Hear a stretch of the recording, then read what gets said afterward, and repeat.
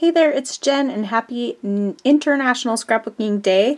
Today I am sharing a layout with using Paige Evans' Pick Me Up collection. I'm going to use these 2x2 paper pads that are part of the collection, and what I plan to do is I'm going to scrapbook these two photos of my daughter with her cat Ariel, and I'm going to cut out a bunch of flowers using this older crepe paper Maggie Holmes confetti die, and you could use a punch or you could cut these out on your silhouette too, but I'm going to use all the different papers to cut out a bunch of different flowers, and then I also have some leaves here as well, and I'm just going to use that to decorate a page. And my goal is to use up one of my, I have these backgrounds that I started and didn't work out for whatever reason, and most of them are mixed media kind of things that I just wasn't in love with at the time. And so my plan is to try to use one of these as my background for the layout today. So I don't know which one it's going to be, but hopefully one of those, and that's where I'm going to get started. So I'll put you on fast forward and talk you through my process. Oh, also I'm going to use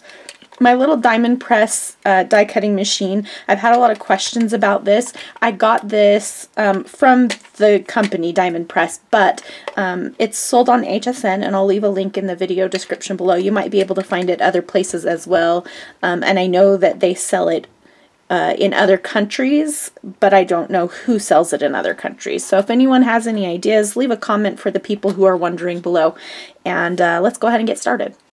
So I'm pretty much just flipping through these pads and deciding what papers might work for the flowers and what papers might work for the leaves.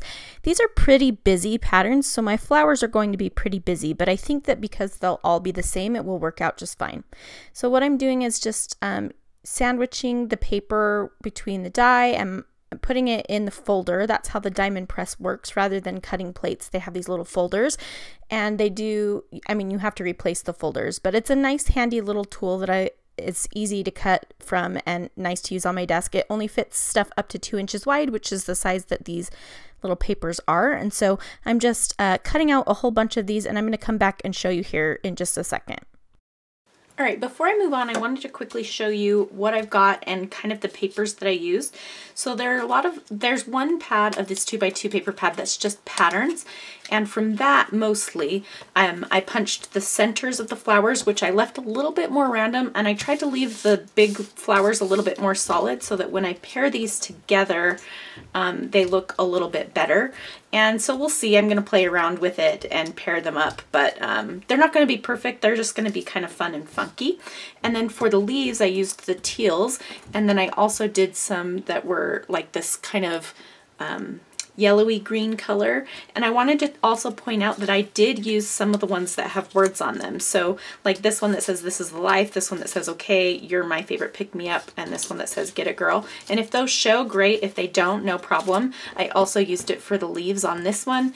I just felt like I wanted a few more of those colors in. So don't be worried about cutting up the pieces. I also used this for one of my centers here. So don't be worried about cutting up these papers that have the words on them, because it's not going to matter. It's all just pattern in the end. And this one especially, you can't really tell it even had words on it. So, I mean, you can, but it doesn't matter.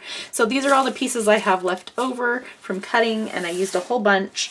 And now I'm going to play around and put these flowers together, and then I'll put them on my layout. So here I've kind of separated everything, and I'm going to start arranging things and playing with the centers and how they look on these different flowers. And as I mentioned, they're going to be a little bit busy, but I think it's kind of fun, and I did try to keep a lot of the larger, like the flower background part, pretty simple compared to the middle part. And I just think that they're kind of fun and interesting.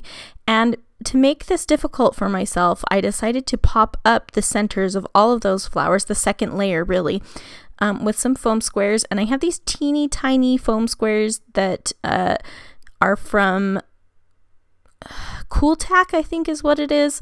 And I'm going to use those to put on the backs of all of these little die cut pieces that are going to go in the centers of these flowers. And it takes a while, so I'm going to skip through that for you. But here you can see I'm kind of switching things around, just making it so that they all look nice. These are tiny, as I mentioned, so I can just use a few of them to put on the back of each one of these flowers and pop them up. And now I have that all done. and I'm going to play around with what background I might use for these photos. So my daughter's wearing blue, and so I was kind of thinking I should lean toward a blue or a green kind of pattern. So I'm choosing between these two that I've got there now, and I think I'm kind of leaning towards this more greeny aqua color, and I'm just playing around with how I might want to arrange the flowers. So I thought maybe I could arrange them all on the bottom, I could arrange them all on the side, I could arrange them all falling from the top, I could scatter them randomly, I thought I could put them in a wreath, and that might look cute. So here's lots of ideas for you, and I don't go for a lot of those. What I'll end up doing is placing them underneath the photos, but you can see how you can get different looks by doing different things, and this would have looked fun any of the ways that I would have decided to try it. And so here I kind of just placed them all, and I'm trying to decide how it's going to look best. And I decide it's definitely going to look best if I place all of the flowers underneath the photos. And because this background, I mentioned I had previously done it, it has gesso on it and just some spray mist using the packaging technique. And so I am using some double-sided tape to put on the back of each one of these flowers. It's going to need a strong adhesive to stick to the gesso. Gesso doesn't like to hold on to things, which is the beauty of it, but also the problem. So I'm using a little bit of some old Studio Calico spray mist in the color Clover, which is a green color. So I thought I would just put a little bit of green on there. I'm using those were some old watercolor papers in my garbage, and I just decided to sop them up. I didn't have any paper towels, and I was too impatient to wait for it to dry, and it was taking longer to dry because of the gesso. So here I have just some white cardstock that I'm mounting my photos on, just a very thin border, which I do very often. These photos are 3x4, one vertical and one horizontal. And often when I have a vertical and a horizontal photo, I like to put them together like this, kind of in an L shape. And that makes a really nice place for my title on top of the right-hand photo. And I did overlap them. And now I'm kind of arranging all of these flowers, and I'm just going to start putting them down. And I'm going to use the leaves to kind of fill in all of the spaces that are going to kind of be between the flowers. So at this point, I'm wondering if I should also bring in some of the die cut florals from the Pick Me Up collection, but I decide against it, and you'll see that I don't end up using any of those. And so I'm just going to play around with these flowers and these leaves, and I'm using my Scotch quick dry adhesive to glue down the leaves, and it's a nice strong adhesive, and it will hold these in place nicely for me. And I'm just trying to get a good, as I always do, a good balance of color and so I'm paying attention to the type of leaves that I'm putting on, and I don't want to put the same type of leaf too close to each other, and I don't want to put the same color of flower too close to each other or the same color of leaf. So I'm just making sure everything is kind of evenly spread out. So I have two yellow flowers, or two flowers that are mostly yellow, and I'm going to make sure that I don't put them right next to each other and that kind of thing. I'm just kind of curling up the leaves as I place them down here, and I'm liking the way that looks. Now there's one of the leaves, well, two of the leaves I used the centers from as well. So you can see one of the leaves has like a little, I can't explain what it is, a little part cut from the center of it. That little aqua leaf in the center has that, and then I used the center part of that as a leaf as well, and that's overlapping the left-hand photo. So hopefully you can see what I mean by that. But so I'm using the pieces that were cut out from the leaves as well, so I could have just more to work with. And I'm going to play around with this. I thought at first that I would just have it go across the bottom, but as I get playing around, I decide that I kind of want to have it go across the bottom and then up the side a little bit to the left. So this really does become an L-shaped layout. Everything on my page is guiding it that way. I've got my photos with the vertical and the horizontal next to each other, creating the L, and then also the mist that's in the background that I started with, it's got the mist going up the top on the left hand side, and it's down at the bottom right, so that just reinforces it further. And then I'm going to arrange the flowers in a way that they go up a little bit on the left too. So a lot of times my photos and my design choices, well, my photos affect my design choices. And this is definitely one of my go-to designs, this kind of layout. And that is a class that I have coming out very soon. I'm just working on, I keep talking about it. I'm still working on finishing it up, but it will be out soon. And it's one of those classes where I think the concepts from it you can take and learn from them and use over and over and over on every single layout you create. So hopefully if you're one of those people who kind of sometimes doesn't know where exactly to start, or you just want to get some designs that you can go to quickly in your wheelhouse without having to agonize over everything or start from someone else's layout or something like that, then I think that would be a great class for you. I've had really good responses to it when I taught it in person at the Scrap Gals retreats last year, and so I'm really looking forward to putting that class out. Now today is International Scrapbook Day. I'm not really talking about the layout. I'm sorry, I never do that, but I want to make sure that you get all this information. So this layout I created for Paige Evans, and she is posting a layout from design team members all day long, every hour, I think, using the 2x2 paper pads and or the specialty vellum. And I've seen some of the pages and they are really amazing. So you're not going to want to miss that. So be sure to follow her Happy Scrappy Place Facebook group and follow her on Instagram at Paige Evans. I think it's Paige Taylor Evans. Anyway, so you can check out all of the other awesome pages that are being made using these paper pads. You can see I'm flipping through one of those now. I'm thinking I needed some more leaves, and so I was trying to find a paper that I could cut some more leaves out of. As I mentioned before, this is a die set from Maggie Holmes. It came out with her confetti collection, I believe. I will link to it if I can find it available, but if not, there are lots of other dies like this that have come out recently. Altenew has some, I know, and I have some of those as well. And I will link to some other options as well. I also want to mention that if you are watching this on International Scrapbook Day, I am hosting a Facebook Live over in my Crafty Use It or Lose It group on Facebook. I'll leave a link to that Facebook group in the video description as well. I'm going to be having giveaways, and I'm going to be having a bunch of my classes on discount today, which you can find at classes.craftygenscow.com. They'll be on discount through the weekend, so it's just a really short sale, and I hope that you'll check those out if you're interested.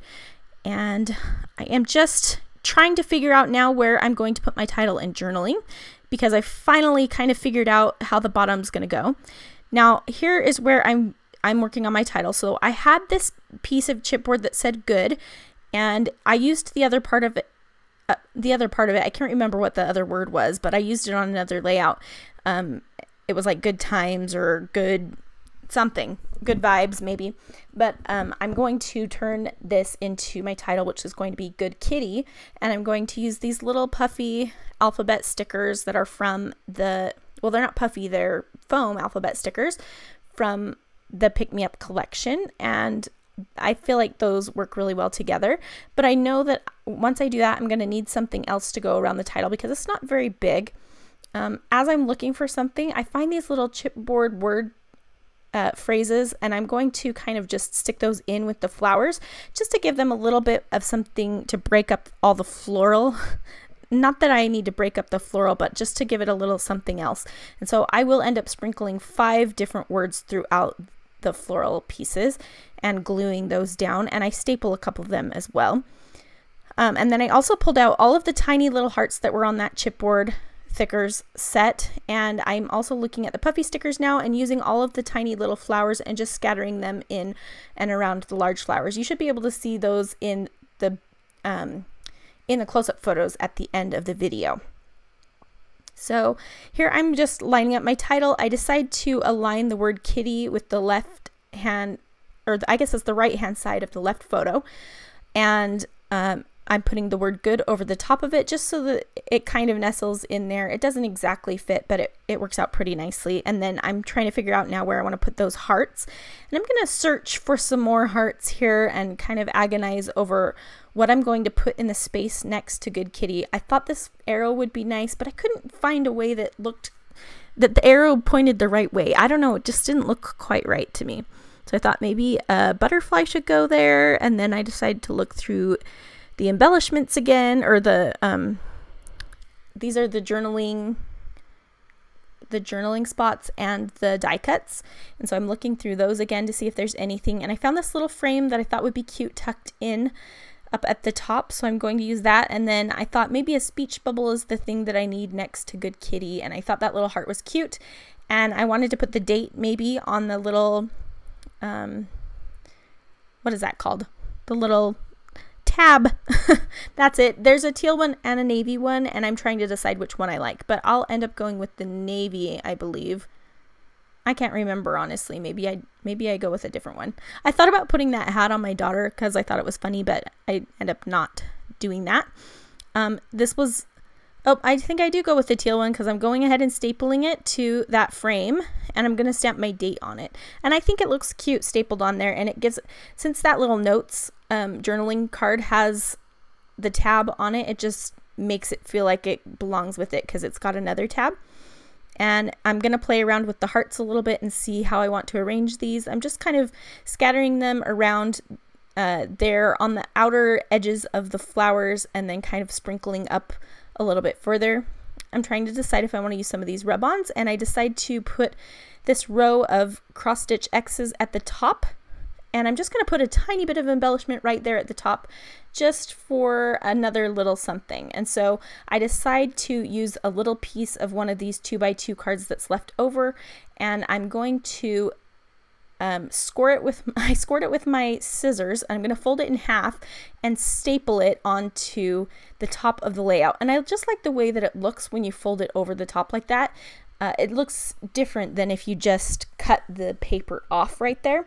And I liked the added detail of the staples as well. So I'll add in more staples, as I mentioned before, in a few other places. So I'm adding in some rub-on florals here, and I'm just going to put a couple up here in that little cluster. And now I am thinking about the date, so I'm going to go ahead and stamp the date on that little tab. As I mentioned before, I had to look it up, and I'm going to use this dark blue ink, and it's from Ali Edwards. It's Deschutes, I think is the name of it. And I used my Chamel roller date stamp and just stamped the month and year. And I decided to cut that frame up because I don't need the whole thing, and I'm going to put some of it to the right hand side of my layout as well. And so I'm just writing a tiny bit of journaling. This isn't like super heartfelt, but these photos just really depict their relationship. And so I just talked about how Ariel is a good kitty, and I didn't like her much at first, but I like her now. And so just a little bit of journaling there on that card, and that's enough for me for this layout. And now I'm just gluing some things down, so I'm just using my Scotch Quick Dry adhesive for that. And then I put a staple through that little chipboard piece at the bottom, the pink one, and I'll also put a staple in the piece that's, I think it's like a reddish color at the top left of the florals, and you'll see me do that, I'm sure, here soon. I'm gluing down also those hearts. Because there's gesso on the background, nothing wants to stick, so I'm using a lot of glue and sticking it underneath. Now I'm still struggling with that space next to the title, and that speech bubble just seems a little too small. I kind of like the way it fills the space, but it's kind of bugging me a little bit. In the meantime, I find this word smile and stick it in amongst the flowers as well. And I'm going to search through my entire Paige Evans sticker book from American Crafts to see if there's anything I want to add. And I think I do add just this little strip of, it's like a little border strip that has scallops on it, and I just add a little piece to the top and the side of the photos. And I'm looking for maybe another sticker that I might want to stick in with the flowers, a little word sticker, but I don't end up using any of them. And at this point, like, I'm just kind of trying to see what's available to me, and really what I'm looking for is something to fill that space next to the title, and I just never end up finding it. But I'm going to keep flipping through and looking, and I'm going to look through everything multiple times. I remembered I had the sticker sheet, which I had forgotten about, and so I found one more little phrase sticker on there that I stick in with the flowers, and I'm going to add in a few more staples. There I added it to the smile and to that red phrase sticker that's at the top, which I can't remember what it says, but again, you'll see it in the close-ups. And now I'm just trying to figure out what the heck's gonna go next to my title. I just really struggled here. I don't know why it was so difficult. Sometimes you just want just the thing and you never find it. And so that's kind of what happened here. I never really was happy. I wasn't thrilled with what I even ended up with, I don't think. And now that I'm looking back at the layout, it looks great. It looks fine. But it just wasn't what I imagined. So I do end up using that little heart chipboard square. And I think I liked it because it filled that space nicely. And I liked the pop of yellow up there, but I felt like I needed something on top of that heart. So I was thinking maybe I need a word. I couldn't figure out what I needed. It was just a struggle. The bow wasn't quite big enough. And I just struggle a little bit. So what I'll eventually do is I just stick this another little square that says love you on it, and I overlap it a little bit, and that's going to be enough. And I'm just going to decide that that's good enough. And sometimes that's all you can do, is it can just be good enough, and that's got to be okay. So at this point, my layout is pretty much complete. I hope that you have enjoyed, and I hope that you'll check out the other videos, or I don't know if there will be other videos, but the other photos that Paige shares on Instagram and on Facebook. There's some close-up photos coming up. I hope that you'll check out my Facebook group. Again, I'll leave links to all of the supplies I used in the video description, as well as to my Facebook group. Thanks so much for watching, and I hope I'll see you again soon.